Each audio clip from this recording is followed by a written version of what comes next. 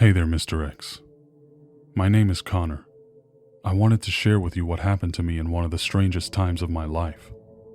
Let me take you back for a moment. It's the summer before I start the 3rd grade. I'm about 7 or 8 years old. The summer nights are cool, so I have my windows open. Sheer curtains blow gently with the light breeze coming in. I can see the bright yellow street lights against the dark night sky. As I'm drifting off to sleep, I notice the lights begin turning off and on. Not a flicker. It's clearly deliberate. Off, on, off, on. My dog, a fearless golden retriever Chow, is laying at the foot of my bed, her rhythmic breathing slowly picking up speed. She begins making these faint whimpering noises while stress and worry begin to build in my mind. A sense of deep, nauseating dread takes over my body. A strange odor pours into my room like a flood of water, smelling of a mixture of ozone, rusted wet metal, and dirty dog. It's so putrid that I intentionally stifle my own breaths. I have the intense feeling that something is staring at me from outside. My dog whimpers again and cowers back up to the corner of my bed. The streetlights turn off again, but this time, they don't turn back on. Something is out there, staring. I can't stand the suspense of looking out into the night sky with that feeling weighing down on me like a lead blanket. All I can see is the top of the street lamp, its coils still seeming to glow from the residual energy. I lift my head just a couple of inches to see over the windowsill. My field of view expands all the way to the street level, and all I know is that something doesn't quite look right about what I'm seeing. My brain finally makes sense of it, and every muscle in my body tenses up at once. Illuminated only slightly by the ambient light of the neighborhood is a figure at least half the height of the pole on the street light. It's gotta be about 7 feet tall. The figure's eyes seem to reflect a light that outshines its own surroundings. Its stare keeps me from moving. I feel stuck. The urge to cry out for help rumbles in my chest but has no place else to go. My brain screams at my legs to run, but gets no response. All the while, the stench of this thing continues to fill my lungs and remind me of the situation I'm in. I can taste the stink of this monster. The fear grips me for a time. I don't know how long. As I begin to accept the state my body is in, I start to analyze the horrific sight in front of me. At first, it looks like a giant dog standing upright, but the more my eyes adjust, the surer I am that it's something far more terrible. Its legs are bent backward in a way that looks extremely tortured. It has a canine-shaped head, and filthy, matted, wet hair covers its body. It almost appears to have a hunched back, with its head leaning forward drastically, sharp ears pointed back as if on alert. The creature is holding something large in what I assume to be its hands. Whatever it is, it's dripping or parts of it are falling off and hitting the ground. I can hear loud, slapping and splattering sounds whenever that happens. My childlike mind races to process what I'm seeing.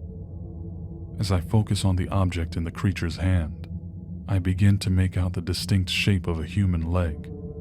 I can clearly see the foot and toes. My body convulses and gags against my will as I start to completely break down into a panic attack. My dog turns around and sinks her teeth into my leg, yanking me out of the bed and onto the floor. I realize suddenly that I can move, and I immediately run for my mother, whom I find watching TV in the living room. Tears and snot are already running down my face as I throw myself at her, hysterical. I keep telling her something horrible is outside, but I can see that she assumes I had a bad dream. I beg her not to leave the house. She holds me as I cry, but I never get to sleep. I wait until daylight to go over to the spot where I saw the creature. I'm almost unsurprised to find watered-down puddles of what looks like blood on the ground, under the streetlight. Soon after this encounter, I began having a recurring nightmare. The creature is always there, but instead of being a filthy, mangy animal, it's cloaked in extravagant robes, with elaborate jewels and trinkets hanging from it. In my dreams, I'm usually walking home from school with my friends. It's an easy route, one my mom used to walk with me until she trusted me to do it on my own. It's only about 3 blocks away from where I live. My friends convince me to take an alleyway as a shortcut, and I always know it's a mistake, but I go anyway. I ask if they're sure we should be going that way, and they just brush me off. Guys, come on. I don't think this is... Suddenly, the dream shifts from day to pitch black night. Lights flicker in the alley, sporadically illuminating writhing piles of human bodies lining the walls.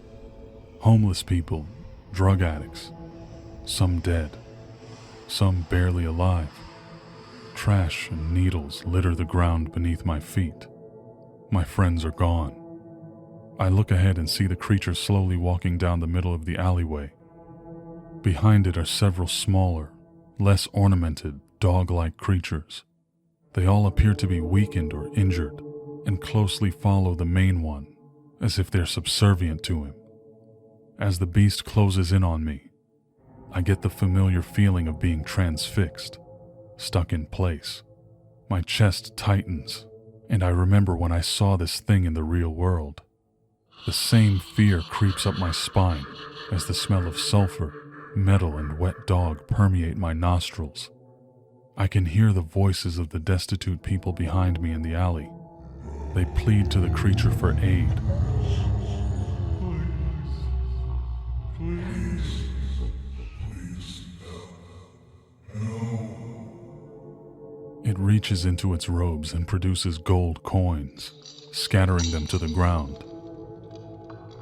The people gather from their places and pick up the coins, and then the lesser dogs swarm out onto them. The dogs appear to hover over each person who has taken coins before entering into that person's body, possessing it. My feet are as heavy as iron. I still can't move.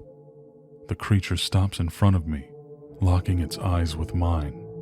It holds out its large, fur-covered hand with sinewy fingers, tipped with long, jagged yellow nails. It opens its palm to reveal rubies, gold, and even diamonds. It's at this moment that I know this is a demon, and it's trying to bargain for my soul. Even as a child, I know instinctively that this is not just a scary sight, but that it's seriously something bad. I think back to the time I saw this creature in my neighborhood. All I can do is try to find a way to escape it. I rack my brain trying to remember how I got away the first time, and then it hits me. My dog. She saved me. She bit my leg and broke me away from this curse. As I stare into the faintly glowing eyes of this demon, I close my own. I can't tell you how, because I don't know. I suddenly feel myself standing on 4 legs. I stand face to face with this supernatural predator and bare my teeth. I feel the hair standing up along my neck, all the way down to my tail. I've become a wolf. The demon does not move, but the lesser creatures behind it begin whooping like a pack of wild animals, whipped up into a frenzy. I begin to back up slowly. It still doesn't react. I turn to walk away, looking back for one final glance, to see that the demon's arms are now lowered to its sides. The offer is no longer available to me. I turn and run with the speed of a wolf until I get to my house, the screams of the lesser dogs fading into the distance. I never stop feeling the demon's gaze on my back, until I wake up. I've been having this dream for so many years. These creatures have been haunting me ever since, and I still feel a psychic connection to the demon I saw. I think that's what may call it back to me someday. in the real world. I had 3 near-death experiences as a child. I never told anyone about this, but I've always felt it was the dogs trying to get me, trying to take my soul. Thanks for listening, Mr. X. Connor. Greetings, friends. I hope you enjoyed tonight's story. I tried something kind of different and wrote it in the present tense. I felt like the story came across a little bit better that way. Let me know what you thought about it in the comments section down below. And don't forget to like and subscribe and check out my other stories if you haven't already. Thanks to Connor for sharing this story with me. It took me on a very interesting ride that began with the theory of sleep paralysis, but evolved into something much more sinister. Earlier on in the story, I posited sleep paralysis because, well, that's my usual thought when an encounter occurs during or around the same time someone goes to sleep. This explanation is especially plausible when it comes to people who have an experience while lying in bed or trying to go to sleep. Sometimes they don't realize that they did fall asleep and everything that they experience during a certain period of time is actually occurring in their own dreams, which I've had that type of experience myself, so I sort of know about that. The thing that complicates this story is the behavior of Connor's dog.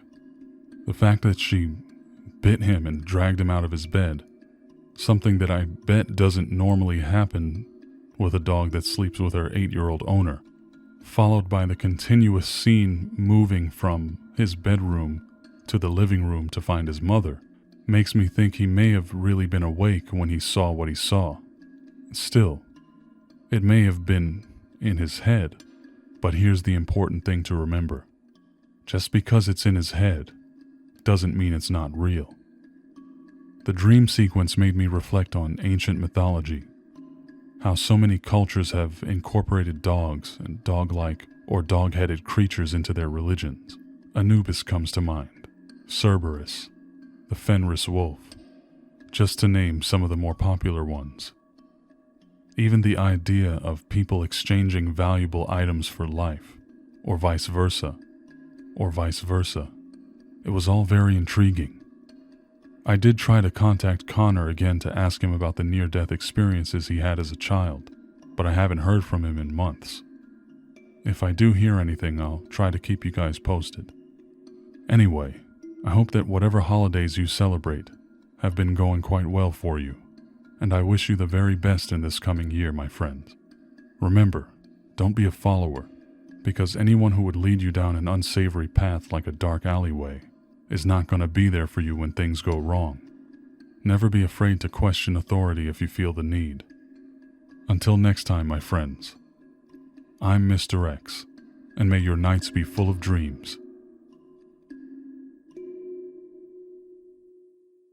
And by the way, there were quite a few dogs in this story.